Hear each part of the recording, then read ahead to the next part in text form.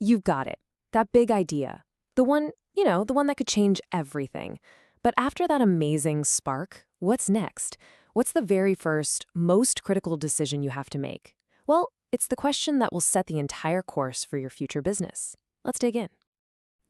This is a question that trips up a lot of new entrepreneurs. They're already thinking about marketing, websites, product design, but the real foundation, the choice that everything else is built on, it all comes down to one single thing. That's right. While a great name and a cool logo are important, we're talking about something much more fundamental. We're talking about the actual bedrock of your company, the legal blueprint for your entire venture. Because before your idea can become a business, before you can make a single dollar, it needs a legal form. It needs a structure. So, what do we actually mean by that? A business structure is simply its legal identity. Think of it like its official ID card. It defines who owns it, how it's run, and how it's seen in the eyes of the law. Sounds simple, right? Well, as we're about to see, the implications of this one choice are absolutely massive. And this slide right here shows you that huge domino effect I was talking about. The structure you pick will dictate your personal risk, how you can raise money, who has the final say, what taxes you'll pay, and even what happens to the business if you decide to leave. It's a big deal. All right, let's start our story at the very beginning. Imagine it's just you and your great idea. You're fired up, you're ready to get started, and you want to keep things as simple as possible. This is the sole trader. It's the most straightforward path you can take. You are the business. You have total control, you keep all the profits, and it's incredibly easy to set up. It's the ultimate one-person show, giving you complete freedom. But, and you knew there was a but coming, with that freedom comes a catch, and it's a really big one. And this is it, unlimited liability. This means the law sees no difference at all between you and your business. So if the business gets into debt, your personal assets, we're talking your house, your car, your savings, could be used to pay it off. It is the single biggest risk you take when going it alone. So let's move to the next stage of our story. Your business is growing, which is great, but the workload is becoming too much for one person, and you could really use more cash and expertise. It's time to bring in a partner. A partnership is the logical next step. It lets you pool money, share all those responsibilities, and bring in new skills that you might not have. It's a fantastic way to scale up from being a sole trader. But it is a trade-off. Yes, you get more resources, but now you have to share the profits and the control. And of course, disagreements can get complicated. Most importantly, in a general partnership, you still have that unlimited liability. And get this, you can even be on the hook for your partner's business debts. Okay, the business is a certified hit.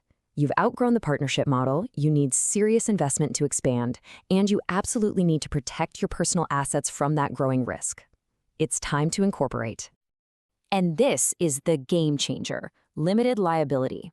By incorporating, you create a whole separate legal person.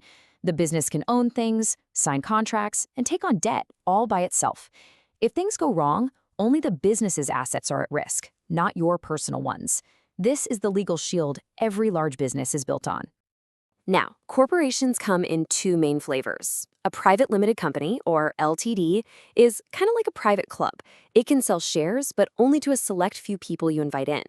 This is perfect for raising serious money while keeping control within a small, trusted group. On the other hand, a public limited company, or PLC, opens the doors to everyone. It sells its shares on the stock market to any member of the public. And that brings us to the core trade-off.